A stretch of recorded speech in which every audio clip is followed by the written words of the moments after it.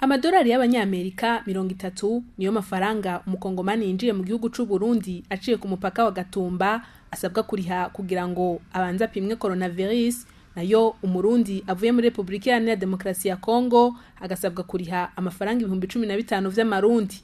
Ingingo zatanguye gushigwa mu ngiro kuva kuri uyu wa mbere ruhesha umwaka wa 2021 ku mupaka wa Gatumba uhuza Uburundi na Republika ya Demokarasi ya Kongo, aho ruramutse wugururwa inyuma y'igihe wugaye kubera ikiza coronavirus.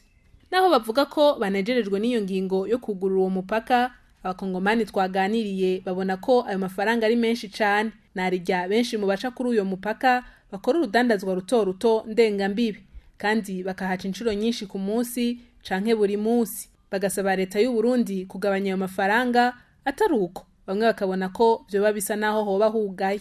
Unieleze sasa niende wapi, nifanye nini? Sio nilikuwa napata ile 30 kwenda 30 kurudia. Ile shu na matungulu na tomate pilipili italeta ile 30 kwe. Yishura kuri ico kibazo umushikiranganje w'amagara y'abantu akaba ari n'icegera c'uburongoye mu gujejwe kugwanya coronavirus Tadendi Kumana yamenyesheje ko ibikoresho vyo gupima COVID-19 bizimvye, ari naco gituma uwo mugwi washizeho ivyo biciro. Tuzovyiga iyo ikintu cyose mutanguye kugikora mutangura mufise ico mufatirako, hanyuma ico mumenya nuko ibipimo birazimvye.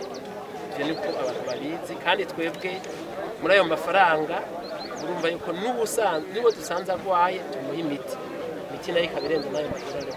Rero ivyo boteza kuvyumva, igihambaye nuko twe dukurikiza amategeko mpuzamakungu. Ibindi bibazo vyibonekeza aho ku mupaka wa Gatumba nivyo abarundi bavuga ko ivyangombwa vyabo vyatwawe n'amazi muri Republika ya Demokarasi ya Kongo igihe bari bagiye kuramukanya, maze umupaka bawugara ariyo bakiri. None uyu munsi bumvise ngo umupaka wuguruye, bagize ngo baratasha, bankiwe kwinjira ngo kubera batagira ivyangombwa. Bakaba babwiwe ko ikibazo cabo kitarigwa neza. Bati twabuze iyo tuja niyo tuva, abakongomani batubwira bati genda iwanyu, abarundi nabo ti ntimwinjira. Twe twari tugiye kuramukanya, hama baca batugariye ko bice bisaba ko tugumayo mpaka tugurire buguruwe. None kandi urabona ikibazo cyahabaye cy'uzenye cy'umwuzurira, ibintu byose byaragiye. Twari tuvuga ati n'ubundi turaryohe turasubiye muhira tuve no mu gihugu cy'abandi bareke turwo baradufata nabi. Nadushitse ngaha akabaye agahumera buno. Twari tumvise ko frontiere yuguruye tugiye kuryoherwa dusubiye mu gihugu cyacu, ariko ibyo batangaje ntibihuye n'ibyo twabonye. Aha turiko turahangayika bimwe nto kugira uve hariya ushikaha uriha amafaranga arutizo $30 wari kuriha ngaho, kandi buri muntu wese akwaka amafaranga, buri wese akwaka amafaranga. Uwambaye itani wese hajya akwaka amafaranga. N'ubu turi ngaha baguma baza kudutora badusubiza inyuma ngo ko mutagenda ngo ni mwasi wanyu. Babwa turarindira ivyo batubwira ngo arengo subira hariya ngo uce musubira inyuma, kandi ushitse hariya uriha yandi mafaranga kandi atari make.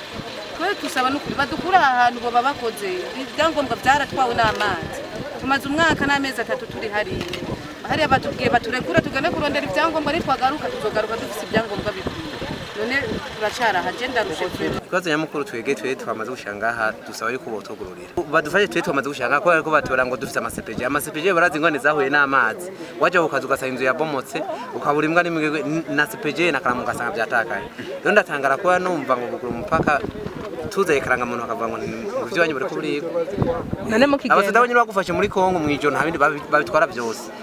Kuri ico kibazo muganga Tadendi Kumana yamenyesheje ko agiye kubishikiriza imbere kuba bijejwe. Mwomenya ko gushika nk'igihe cy'isaha 6 kuri uyo mupaka wa Gatumba uhuza Uburundi na Republika ya Demokarasi ya Kongo bari bamaze gupima abantu barenga 80 binjiye mu Burundi. Umupaka imbere yuko wugagwa wahora uca ko n'abantu barenga 10,000.